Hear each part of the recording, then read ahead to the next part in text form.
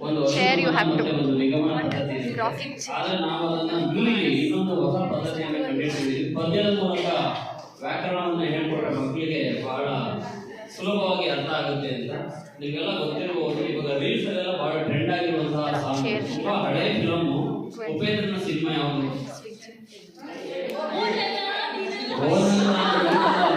Teachers ಎಲ್ಲ ಕಂಡುಹಿಡಿತಾರೆ, ಮಕ್ಕಳು ಕಂಡುಹಿಡಿದಲ್ಲಿ ಯಾವುದೇ ರೀತಿ ಸಂಶಯ ಇಲ್ಲ.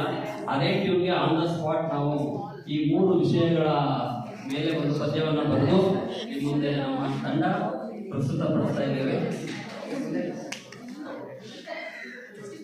ಏನಿಲ್ಲ ಏನಿಲ್ಲ ಇವುಗಳ ನಡುವೆ ಏನಿಲ್ಲ, ಅಂತರ ಏನಿಲ್ಲ.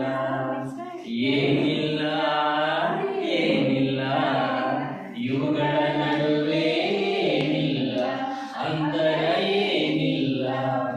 ದ್ವಿ ಎಂದರೆ ಎರಡಂತ, ಉಕ್ತಿ ಎಂದರೆ ಮಾತಂತ.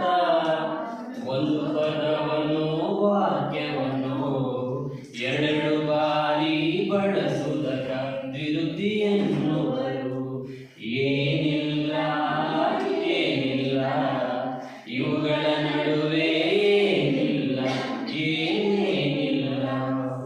ಹೌದೌದು ಬಂದೆ ಬಂದೆ, ನಿಲ್ಲು ನಿಲ್ಲು ಬೇಡ ಬೇಡ, ಹೋಗು ಹೋಗು.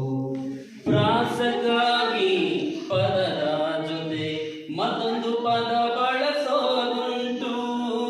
ಸತಿಪತಿ ಮನೆ ಮಠ, ಹಾಲು ಜೇನು ಬಟ್ಟೆ ಒಲೆ ಕೆನೆ ಮೊಸರು.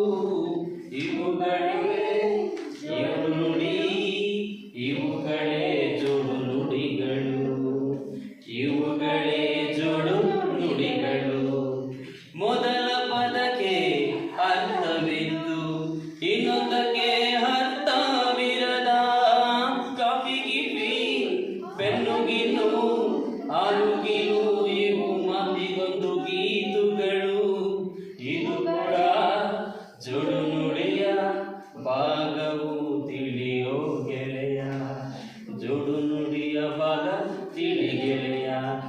ಏನಿಲ್ಲ ಏನಿಲ್ಲ ಇವುಗಳ ನಡುವೆ ಏನಿಲ್ಲ, ಅಂತರ ಏನಿಲ್ಲ. ಅರ್ಥವಿರದ ಧ್ವನಿಯ